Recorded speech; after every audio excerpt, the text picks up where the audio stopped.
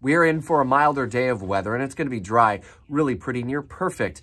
Late winter, early spring day in Northeast Florida. One rain chance comes on Friday. Looks like it holds off into the middle of the day or afternoon, so first alert, that could have implications on the release from school. Chief Meteorologist Mike Burrish has a beautiful weekend forecast coming your way throughout Jacksonville's morning news. Be listening for the 5-day outlook and a pretty significant warming trend into next week. So we're all systems go for all the community events that we have, from World of Nations to the music festivals at James Weldon Johnson Park, out to the Seawalk Pavilion in Jack's Beach. All the indoor festivities obviously are going to be good as well. Florida Theater has a weekend full of events. We'll spotlight the Florida Theater with their president at 9 o'clock this morning. After the recently completed renovations, they're positioned for tremendous success in the next 10 years or more upcoming. We'll spotlight some of the future growth plans for the Florida Theater. And tonight at the theater, the cast of Napoleon Dynamite is back 20 years after the cult hit first made its way onto the small screen. They're going to be sharing a stage. Uncle Rico back in Jacksonville.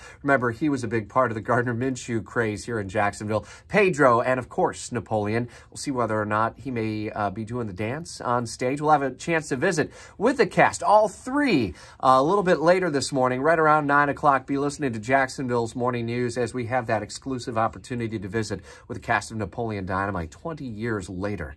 Unbelievable, all these years later. We're also getting our first look and listen to the initial radio communications with Jacksonville fire rescue crews nearly a month to the day of the start of that Rise Doro apartment fire in the downtown Stadium District, and some of the challenges they faced and how quickly they were forced out of the building for their own safety. That's one of our storylines. And the attention turns to beach safety after the tragedy involving that collapse of a sand hole in the Fort Lauderdale area, where a 7-year-old girl visiting from Indiana lost her life. Her 9-year-old brother still hospitalized. We're in touch with Jacksonville Beach lifeguards and the warning signs for parents and other beachgoers. An important story that we're bringing your way throughout Jacksonville's morning news this Friday. Be listening live and local on your radio, on your smart speaker, and in the WOKV app. We're on the air until 10 o'clock. Get our breaking news alerts when you download the free WOKV app.